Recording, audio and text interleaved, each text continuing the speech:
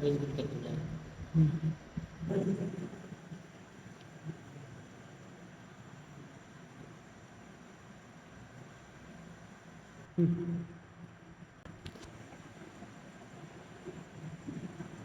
আসসালামু আলাইকুম। কি হচ্ছে? হ্যাঁ, সময় কাটানো হচ্ছে করে। আচ্ছা, কি করো? মোবাইল টিপতেছো?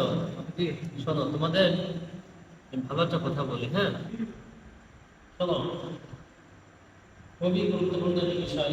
সেটি হলো মসজিদে বসে মোবাইল টিপা। হ্যাঁ, মসজিদে বসে মোবাইল টিপায় কোনো দোষ নাই। দোষ আছে? দোষ নাই। দোষ কোথায়?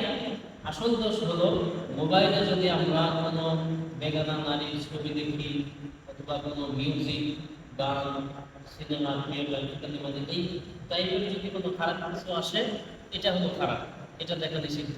তুমি মসজিদে বসে মোবাইলে তুমি বই পড়তে পারো, স্কুলের কোনো বই পড়তে পারো, ডিকশনারি পড়তে পারো, তুমি সাধারণ কোনো টেক্সট বা লেখা পড়তে পারো, কোনো কোরআন শরীফ পড়তে পারো, কোরআন তর্জমা করতে পারো, মানে ভালো যে কোনো কিছুই মসজিদে বসে মোবাইল, ল্যাপটপ, কম্পিউটার সব কিছুতেই করা যায়।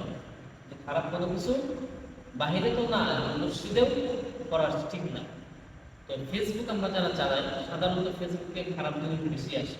এই জন্য আমরা চেষ্টা করবো সবসময় যে মসজিদে বসে ফেসবুক প্রতিপক্ষে আমরা এড়িয়ে চলবো। আর মসজিদের বাইরে যা করতে করবে, এটা মসজিদের একটা পবিত্রতা আছে কিনা, স্বতন্ত্র একটা পবিত্রতা মসজিদের আছে। এই জন্য মসজিদে বসে কেউ আমরা ফেসবুক চালাবো না।